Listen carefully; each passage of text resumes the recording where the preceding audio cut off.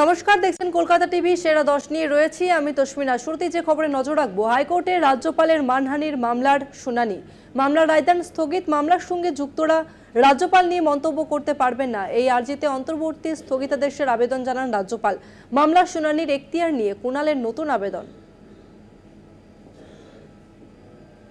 মানুষ সিলেক্ট করেছে, ওনার কি অধিকার আছে তাদের ওত দিতে না দেয়? উনি স্পিকারকে অথরাইজ করবেন, ডেপুটি স্পিকারকে অথরাইজ করবেন, না হলে নিজে অ্যাসেম্বলিতে যাবেন। ওনার রাজভবনে কেন সবাই যাবে?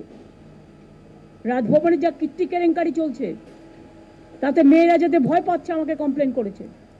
বিধায়কদের শপথ জট নিয়ে রাজভবন নবান্ন সংঘাত চরমে ওঠে মুখ্যমন্ত্রীর বক্তব্যের পর। রাজ্যপালের বিরুদ্ধে শ্লীলতাহানির অভিযোগ, সেই প্রসঙ্গ টেনে মুখ্যমন্ত্রীর বক্তব্য ছিল মহিলারা রাজভবনে যেতে ভয় পাচ্ছেন। এই বক্তব্যের পরই মুখ্যমন্ত্রীর বিরুদ্ধে মানহানির মামলা করেন রাজ্যপাল সিভি আনন্দ বোস। সোমবার সেই মামলার শুনানি হয় বিচারপতি কৃষ্ণা রাওয়ের বেঞ্চে। রাজ্যপালের মানহানির মামলায় রায়দান স্থগিত। হাইকোর্টে মুখ্যমন্ত্রী বনাম রাজ্যপাল মামলার শুনানি শেষ। রাজ্যপালের মানহানির মামলায় রায়দান স্থগিত। মামলায় রাজ্যপালের আবেদন ছিল মামলার সঙ্গে যুক্ত ব্যক্তিরা রাজ্যপাল নিয়ে কোনো মন্তব্য করতে পারবে না, মামলার নিষ্পত্তি না হওয়া পর্যন্ত স্থগিতাদেশ বজায় থাকুক। মামলায় রাজ্যপালের আইনজীবী ধীরাজ দ্বিবেদীর সওয়াল, দুই প্রার্থীর শপথের কথা চিঠিতে জানানো হয়। প্রার্থীরা জানান তারা বিধানসভায় শপথ নিতে চান, কিন্তু চিঠিতে তারা ভয় পাচ্ছে বা অন্য কিছু তার উল্লেখ নেই। শাসক দলের তরফে বলা হয় মহিলারা ভয় পাচ্ছে রাজভবন যেতে। তৃণমূলের মুখপাত্র সময় বেঁধে দেন, সময় শপথ না করালে তাজ প্যালেস হোটেলের অধ্যায় সামনে আসবে। কারো সম্মানে আঘাত করা ঠিক না, আপাতত এমন মন্তব্য বন্ধ রাখার আবেদন জানাচ্ছি। মমতা বন্দ্যোপাধ্যায়ের আইনজীবী সৌমেন্দ্রনাথ মুখোপাধ্যায়ের পাল্টা সওয়াল, মমতা বন্দ্যোপাধ্যায় সরাসরি এই কথা বলেননি। রাজভবনের ঘটনায় মহিলারা অভিযোগ জানিয়েছেন, বিধায়করা ভয় পাচ্ছেন রাজভবনের শপথ নিতে। এই অভিযোগের কথা মুখ্যমন্ত্রী তুলে ধরেছেন। মুখ্যমন্ত্রীর বক্তব্যের বিরোধিতা কোনো মহিলাও করেননি। অভিযোগকারিনীর বক্তব্য মুখ্যমন্ত্রী তুলে ধরেছেন, সেখানে তার বিরুদ্ধে কি করে মানহানির মামলা দায়ের করা যায়। বিধায়ক সায়ন্তিকা বন্দ্যোপাধ্যায় এবং রিয়াত হোসেনের বিরুদ্ধেও মানহানির মামলা করা হয়। সোমবার আদালতে সায়ন্তিকা বন্দ্যোপাধ্যায়ের আইনজীবী জয়ন্ত মিত্র সওয়াল করেন, সংবাদ মাধ্যমে প্রকাশিত খবরের দায়িত্ব সায়ন্তিকার উপর বর্তায় কিভাবে? কি করে সরাসরি মানহানির অভিযোগ ওঠে? রাজ্যপালকে চিঠি দেওয়া হয়েছিল সম্মান জানিয়ে, সংবাদ মাধ্যমকে দেওয়া সায়ন্তিকার বক্তব্য ছিল শপথ নিয়ে প্রশাসনিক মন্তব্য, সেখানে মানহানির মতো কিছু ছিল না। এদিন মামলার শুনানির এখতিয়ার নিয়ে কুণাল ঘোষ নতুন আবেদন করেন। এই আবেদনের প্রেক্ষিতে হলফনামা জমা দিতে নির্দেশ আদালতের। কলকাতা টিভি। বাদুড়িয়ার পর কুলতলি, এবার কুলতলিতে অভিযুক্তকে ধরতে গিয়ে আক্রান্ত পুলিশ। পুলিশকে লক্ষ্য করে গুলি। রবিবার বাদুড়িয়ার মধুচক্রের আসর বন্ধের দাবিতে বিক্ষোভ তুলতে গিয়ে বিক্ষোভের মুখে পড়ে বাদুড়িয়া থানার পুলিশ। সেই হামলায় গ্রেপ্তার 4।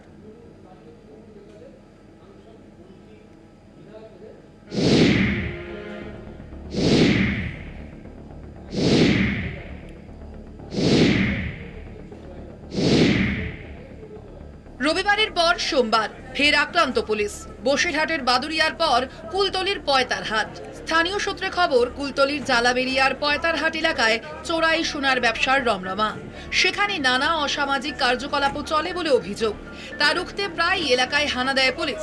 সোমবার সকালে অভিযুক্তকে ধরতে এলাকায় পা রাখা মাত্রই বাধার মুখে পড়ে পুলিশ। অভিযুক্তের পরিবারের লোকজনই বিক্ষোভ দেখায়। অভিযুক্ত সাদ্দাম লস্কর পলাতক। আটক অভিযুক্তের পরিবারের 2 মহিলা। পুলিশ সূত্রে খবর, সোশ্যাল মিডিয়ায় প্রলোভন দেখিয়ে সোনার মূর্তি বিক্রির ফাঁদ পেতে চলত এই প্রতারণা। ঘটনায় শাসক বিরোধী তরজা তুঙ্গে। পুলিশ অপরাধ সংগঠিত করতে সাহায্য করে অভিযোগ বিরোধীদের, পাশাপাশি পুলিশকে নিশানাও। রবিবার কার্যত একই ঘটনা ঘটে বাদুড়িয়ায়। মধুচক্রের আসর বন্ধের দাবিতে বিক্ষোভ চলে। পুলিশের উপর হামলার অভিযোগ। ঘটনায় গ্রেপ্তার হয় 4 জন। কুলতলি থেকে কোয়েল মণ্ডলের রিপোর্ট, কলকাতা টিভি। লেভেল ক্রসিংয়ে লালগোলা এক্সপ্রেসের সঙ্গে গাড়ির সংঘর্ষ। খড়দহে অল্পের জন্য বড় দুর্ঘটনা থেকে রক্ষা। লেভেল ক্রসিংয়ের অনিয়ন্ত্রিত যান চলাচল নাকি রেলের গাফিলতিতে দুর্ঘটনা, উঠছে প্রশ্ন। দুর্ঘটনার পরেও হুঁশ ফেরেনি সাধারণ মানুষের। রেলগেটের নিচে দিয়েই চলছে ঝুঁকির পারাপার।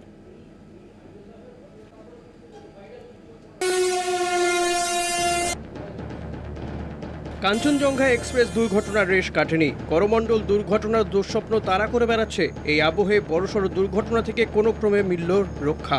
বরাত জোরে বাঁচল প্রাণ। রবিবার রাত 8:40 খড়দার দিকে যাচ্ছিল ডাউন হাজারদুয়ারি এক্সপ্রেস। লেভেল ক্রসিংয়ের একদিকের রেলগেট বন্ধ ছিল, অন্যদিকেরটা খোলা। আচমকায় ঢুকে পড়ে বিটি রোড থেকে রহরা বাজারগামী একটি গাড়ি। 4 চাকাটিকে সজোরে ধাক্কা মারে হাজারদুয়ারি এক্সপ্রেস। সংঘর্ষের অভিঘাতে গাড়িটি পাশের আরও একটি গাড়িতে ধাক্কা মারে। থমকে যায় ট্রেন। ট্রেনের ধাক্কায় দুমড়ে মুচড়ে যায় গাড়ির একটি অংশ, আহত হন চালক। এই অফিসারটা আমাকে হাত দেখালো, বললো যে পার হয়ে যাও। আমি তখন আসছি, তখন এক নম্বরে 2 নম্বরে ট্রেন সিগন্যাল পাইনি, দাঁড়িয়ে রয়েছে। 4 নম্বরটা যখন পার করছি, আমার সাথে এই ড্রাইভারটাকে দুজনকে এখানে গেটটা করিয়ে গেটটা ফেলার ওখানে সিগন্যাল দিল, গেটটা ফেলে দিল, আর আমাদের দুটো গাড়ি বেরোতে দিল না। লেভেল ক্রসিং এর অনিয়ন্ত্রিত যান চলাচলেই দুর্ঘটনা, নাকি দুর্ঘটনার নেপথ্যে রেলের কোনো গাফিলতি? দুর্ঘটনা ঘিরে একাধিক প্রশ্ন। তো গাড়ি দাঁড়াবে, ঠিক আছে, গাড়ি থাকতো একটি লেভেল ক্রসিং গেট ফেলে দিল, গেট ফেলে দিয়েছে, দুটো গাড়ি আটকে গেছে। দোষটা কার অ্যাকচুয়ালি? হ্যাঁ, দোষটা অ্যাকচুয়ালি গেটম্যানের দোষ সম্পূর্ণ। হ্যাঁ, আর রেলের দোষ। আমাদের খড়দায় ফ্লাইওভারের খুব প্রয়োজন, খুবই জনসংখ্যা যে হারে বৃদ্ধি পেয়েছে আর গাড়ি ঘোড়া যে হারে বৃদ্ধি পেয়েছে, তাতে খড়দায় ফ্লাইওভার প্রয়োজন, যেভাবে হোক খড়দায় ফ্লাইওভার দরকার আছে। দুর্ঘটনার কারণ হিসেবে রেল কর্তৃপক্ষকেই কাঠগড়ায় তুলেছে প্রশাসন। যে জনগণ প্রচুর বেড়ে গেছে, এখন আমাদের অধিবাসী বৃন্দ প্রচুর বেড়ে গেছে, যানবাহন প্রচুর বেড়েছে, কিন্তু সেই অনুপাতে রেল পুলিশের কোনো ভূমিকা নেই। খড়দা রেলগেট পড়ে থাকছে দীর্ঘক্ষণ, কিন্তু কোনো এক অজ্ঞাত কারণে সেন্ট্রাল গভর্নমেন্ট এখানে আমাদের ফ্লাইওভার করানোর যে সহযোগিতা করার দরকার, সেই সহযোগিতাটা আমাদের সঙ্গে করছে না। ঘটনার পরই নড়েচড়ে বসেছে রেল কর্তৃপক্ষ। অভিযুক্তের বিরুদ্ধে এফআইআর দায়ের রেলের।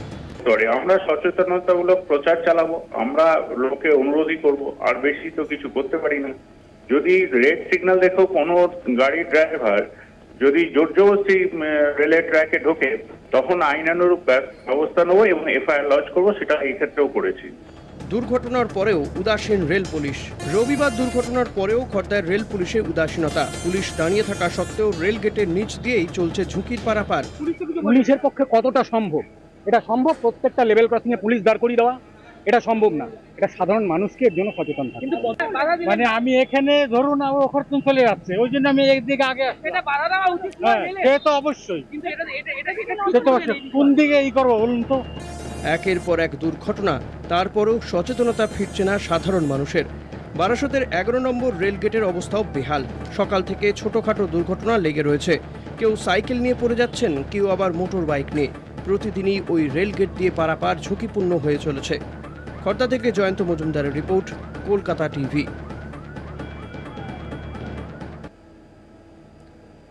ভর্তি বিতর্কে অবশেষে কাটল জট। সোমবারই বিশ্ববিদ্যালয়ের ভর্তি মাওবাদী বন্দী নেতা অর্ণব দামের ইতিহাসে পিএইচডি করার কথা তার। সবকিছু পরিকল্পনা মাফিক এগোলে পিএইচডিতে ভর্তি সংক্রান্ত প্রক্রিয়া শুরু হয়ে যাবে, জানিয়েছেন বর্ধমান বিশ্ববিদ্যালয়ের উপাচার্য গৌতম চন্দ্র। শেষ পর্যন্ত কাটল জট। স্বপ্ন পূরণের পথে আরও এক ধাপ এগিয়ে গেলেন প্রাক্তন মাওবাদী নেতা। তাকে দিয়েই শুরু কাউন্সেলিং। আমি আশ্বাস পেয়েছি যে অর্ণব দামের পিএইচডি সংক্রান্ত বিষয় নিয়ে কোনো অসুবিধা হবে না। কারা কর্তৃপক্ষ সব রকম সহযোগিতা করবেন এবং অর্ণবের সিকিউরিটির ব্যবস্থা করবেন। তাই ভর্তির প্রক্রিয়া থামিয়ে না রেখে চালু করা হয়েছে। একসময় বই সরিয়ে রেখে বন্দুক হাতে তুলে নেন অর্ণব। শিলদা ক্যাম্পে হামলার ঘটনাতেও নাম জড়ায় মাওবাদী নেতা অর্ণব দাম ওরফে বিক্রমের। গত 29শে ফেব্রুয়ারি তাঁর সাজা ঘোষণা হয়। প্রথমে পশ্চিম মেদিনীপুর জেল, পরে গত 17ই মার্চ থেকে অর্ণবের ঠিকানা হয় চুঁচুড়ার সংশোধনাগার। সংশোধনাগারে গ্রন্থাগারে পড়াশোনা শুরু করেন অর্ণব। ইতিহাসে পিএইচডি করার জন্য বর্ধমান বিশ্ববিদ্যালয়ে ইন্টারভিউ দেন।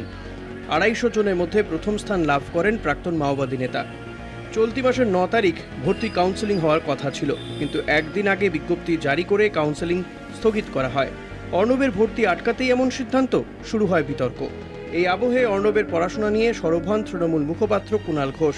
অর্ণবের গবেষণায় বাধা দেওয়া নিয়ে উপাচার্যের দিকে আঙুল তোলেন। কথা বলেন শিক্ষামন্ত্রী ব্রাত্য বসু সহ কারামন্ত্রী অখিল গিরির সঙ্গে। উপাচার্য দাবি করেন উদ্দেশ্য প্রণোদিতভাবে কুণালকে কেউ ভুল তথ্য দিয়েছেন। এই টানাপোড়েনের মধ্যে শনিবার বিশ্ববিদ্যালয়ের ওয়েবসাইটে পিএইচডিতে ভর্তি সংক্রান্ত কাউন্সেলিংয়ের বিজ্ঞপ্তি প্রকাশ করা হয়। সংশোধনাগার সূত্রে খবর, কারামন্ত্রী অখিল গিরির তরফ থেকেও প্রয়োজনীয় অনুমতি মিলেছে। কলকাতা টিভি। সবজির দাম এখন আকাশ ছোঁয়া। মুখ্যমন্ত্রীর নির্দেশ সত্ত্বেও বাজারের দাম কমেনি কাঁচা সবজির। রাজ্যের বিভিন্ন জেলায় টাস্ক ফোর্সের নজরদারি অব্যাহত। প্রশ্ন একটাই, কবে কমবে সবজির দাম?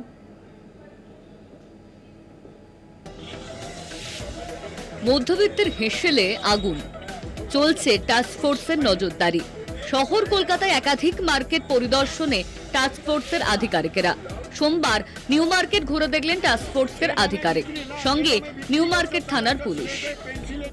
নিউ মার্কেটের সবজির দাম শসা 50 টাকা প্রতি কেজি, লঙ্কা 80 টাকা প্রতি কেজি, চন্দ্রমুখী আলু 40 টাকা প্রতি কেজি, জ্যোতি আলু 35 টাকা প্রতি কেজি, টমেটো 60 টাকা প্রতি কেজি, রসুন 160 টাকা প্রতি কেজি, আদা 130 টাকা প্রতি কেজি, ঢেঁড়স 80 টাকা প্রতি কেজি, পটল 35 টাকা প্রতি কেজি, ঝিঙে 65 টাকা প্রতি কেজি, ক্যাপসিকাম 100 টাকা প্রতি কেজি, গাজর 60 টাকা প্রতি কেজি, বিট 60 টাকা প্রতি কেজি। বহরমপুর বাজারে সবজির দামে ছেঁকা, টাস্কফোর্সের নজরদারি মুর্শিদাবাদের শহরতলির বাজারগুলিতে। বহরমপুর মহকুমা শাসকের নেতৃত্বে টাস্কফোর্সের হানা দেয় বহরমপুরের নতুন বাজার, স্বর্ণময়ী বাজার, কান্দি বাসস্ট্যান্ড বাজারে। মুর্শিদাবাদের বাজারে সবজির দাম জ্যোতি আলু 35 টাকা প্রতি কেজি, পেঁয়াজ 50 টাকা প্রতি কেজি, রসুন 280 টাকা প্রতি কেজি, বেগুন 60 টাকা প্রতি কেজি, ঝিঙে 65 টাকা প্রতি কেজি, করলা 75 টাকা প্রতি কেজি, টমেটো 80 থেকে 100 টাকা প্রতি কেজি, পটল 35 টাকা প্রতি কেজি, কাঁকরোল 100 টাকা প্রতি কেজি। কিছু দোকান ভ্যারি করছে, কিছু দোকান আছে ঠিকঠাক, কোনো একটা হয়তো পার্টিকুলার কোনো একটা সবজির দাম বেশি নিচ্ছে, আবার কিন্তু ওভারঅল কম বেশি ঠিকঠাকই আছে।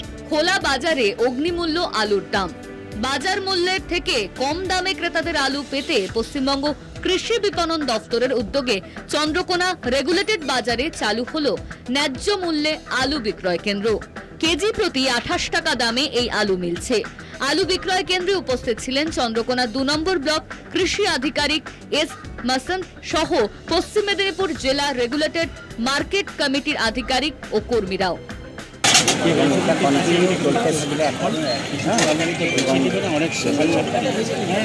দাম কম, তাহলে এখানেও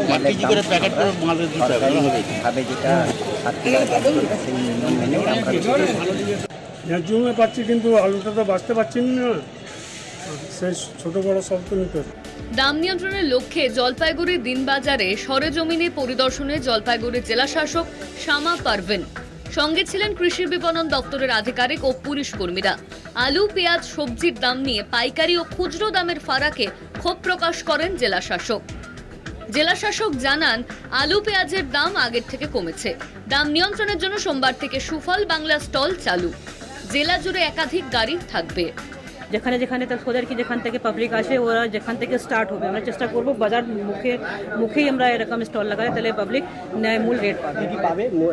আলু আছে, পেঁয়াজ আছে, আমার আলু রেট আছে 28 और পেঁয়াজ আছে আমার কত 38 আলু আমাদের 28 और পেঁয়াজ হবে 38। আমাদের এই টাকা আমরা বাজারটা একটু কমবে। মুখ্যমন্ত্রীর হস্তক্ষেপের পর দাম নিয়ন্ত্রণে প্রশাসনিক তৎপরতায় আশাবাদী আমজনতা। সবজির দাম কমার অপেক্ষায় রাজ্যবাসী। কলকাতা টিভি।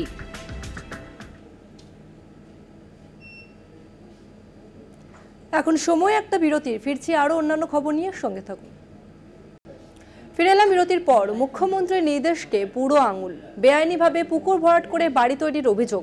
এমনই ছবি ধরা পড়ল নদিয়ার চাপড়ায়। প্রশাসনকে জানিয়েও সুরাহা মেলেনি। অভিযোগ এলাকাবাসীর, বেআইনিভাবে বাড়ি নির্মাণের অভিযোগ অস্বীকার অভিযুক্তের। বেআইনি জমি দখল, পুকুর ভরাট করে অবৈধ নির্মাণ নিয়ে কড়া বার্তা দিয়েছেন মুখ্যমন্ত্রী মমতা বন্দ্যোপাধ্যায়। সেই থেকেই শুরু হয়েছে উচ্ছেদ অভিযান, চলছে বুলডোজার। কিন্তু প্রশাসন কড়া পদক্ষেপ করলেও এখনো কিছু জায়গায় উদাসীনতার ছবিটা স্পষ্ট। এমনই ছবি ধরা পড়ল নদিয়ার চাপড়াতেও। চাপড়া গার্লস স্কুলের পিছনে রয়েছে 2.64 একরের একটি পুকুর। স্থানীয়দের দাবি, দীর্ঘদিন ধরেই প্রতিমা বিসর্জন থেকে শুরু করে দৈনন্দিন কাজে ব্যবহৃত হচ্ছে ওই পুকুরটি। এছাড়াও বৃষ্টির জলও ওই পুকুরে গিয়ে জমা হয়। অভিযোগ, কিছুদিন আগেই ওই পুকুরের একাংশ কিনে নেন সামাদ আলী বিশ্বাস নামে এক ব্যক্তি। এরপরই ওই পুকুর ভরাট করে বাড়ি তৈরি শুরু করেন সামাদ।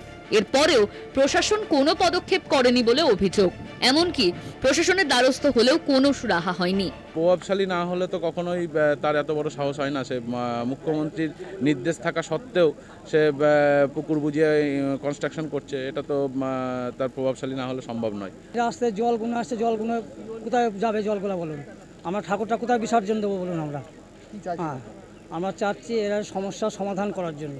আমরা চাচ্ছি যাতে পুকুর ভরাট না হয়, তার জন্য প্রশাসন এবং বিডিও এবং মানে পার্টির লোক কোনো স্টেপ নেই কার ব্যাপারে। যদিও অভিযোগ অস্বীকার করেছেন অভিযুক্ত সামাদ আলী বিশ্বাস। কে করেছে না করেছে সেটা তো আর আমরা জানি না, কে অভিযোগ করেছে তাও জানি না। যে ভদ্রলোক এখন করছে সেখানে ভিত অব্দি হয়েছিল। কে করছে ওটা? ওটা হেকমত মন্ডল। আচ্ছা, এবারটা সেখানে ভিত অব্দি হয়েছিল, বাকি অংশটা উনি করছে। এবার কে অভিযোগ করেছে না করেছে আমরা জানি না, আমাদের কাছে সেরকম কোনো খবরও নেই। সে ক্লাব বারোয়ারি সবাই আমার কাছে অভিযোগ জানিয়েছে, তার জন্য আপাতত এখানে এসেছি, এসে জিনিসটা বন্ধ করার চেষ্টা করছি, কিন্তু ওনারা কথা শুনছে না। হ্যাঁ, বন্ধ করছে না কাজ।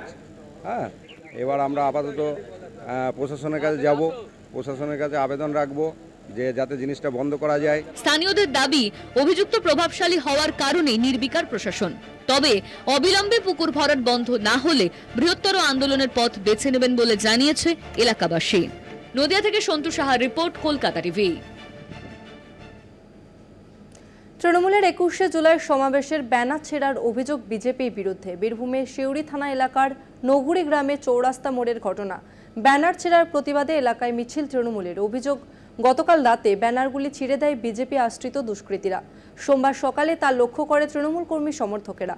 ঘটনাস্থলে সিউড়ি থানার পুলিশ। যদিও অভিযোগ অস্বীকার করেছে বিজেপি। বিজেপির পাল্টা দাবি, ওই এলাকায় তৃণমূলের গোষ্ঠীদ্বন্দ্বের জেরে এই ঘটনাটি ঘটেছে।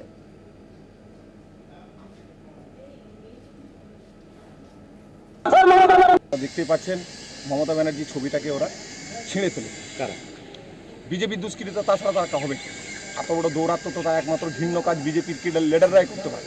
তারা 21শে জুলাই উপলক্ষে যাতে করে এখানকার মানুষদেরকে বিভ্রান্তিতে ফেলানো যায়, যেন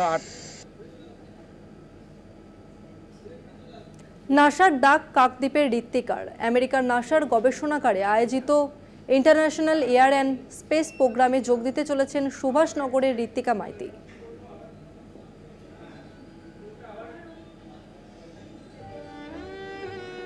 কলকাতা সেন্ট জেভিয়ার্স কলেজের তৃতীয় বর্ষের ছাত্রী ঋত্বিকা মাইতি রসায়ন বিদ্যা নিয়ে স্নাতক করছেন। গত ফেব্রুয়ারি মাসে ভারতের মহাকাশ গবেষণা কেন্দ্র ইসরোর আলোচনা সভাতেও ঋত্বিকা ডাক পেয়েছিলেন। সেখানে মহাকাশ গবেষণা নিয়ে নিজের মৌলিক ভাবনা তুলে ধরেছিলেন ওই ছাত্রী। এক্সা এরোস্পেসের দায়িত্বপ্রাপ্ত আধিকারিকরা অনলাইনে সাক্ষাৎকারও নেন ঋত্বিকার। তারপরেই ওই অনুষ্ঠানে যোগ দেওয়ার জন্য মনোনীত হন বঙ্গতনয়া ঋত্বিকা।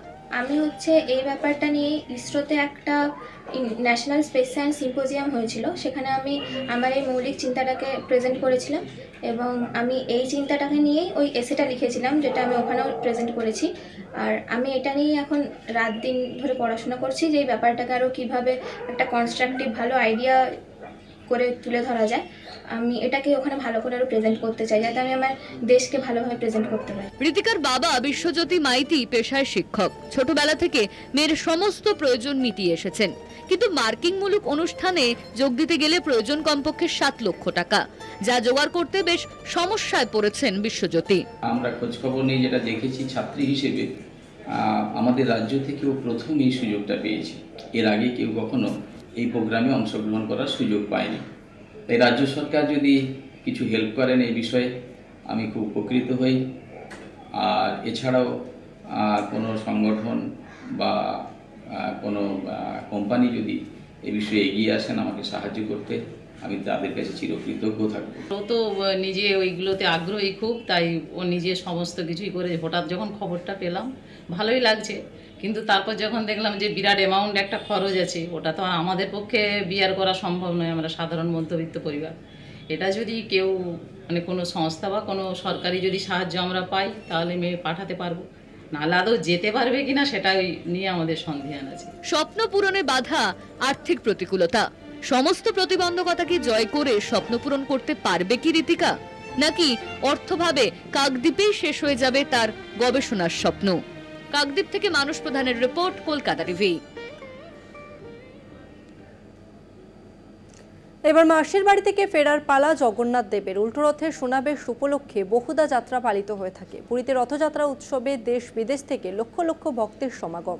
রথযাত্রার আগে যেমন বিশেষ রীতিতে জগন্নাথ আরাধনার নিয়ম রয়েছে, তেমনি উল্টোরথেও রয়েছে বেশ কিছু আচার অনুষ্ঠান। উল্টোরথ যাত্রা শেষ হলেই মন্দিরে প্রবেশ করেন না জগন্নাথ, বলরাম, সুভদ্রা। মন্দিরের সামনে রথের মধ্যে একটি গোটা দিন কাটান। সেখানে এক বিশেষ পানীয় নিবেদন করা হয়। এই প্রথাকে বলা হয় অধরপানা। এই বিশেষ আচার পালিত হবে আগামী 18 জুলাই। 19 জুলাই নীলাদ্রি বীজে পালিত হওয়ার পর রথযাত্রা সম্পূর্ণ হবে।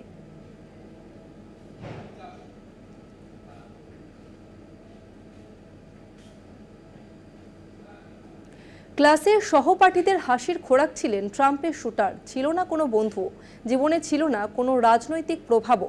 ট্রাম্পকে টার্গেট করে মাত্র 20 বছরেই প্রাণ দিতে হলো টমাস ম্যাথিউ ক্রুজকে। কেন এই সিদ্ধান্ত? একাকিত্বই কি প্রাণ কাড়ল ম্যাথিউয়ের?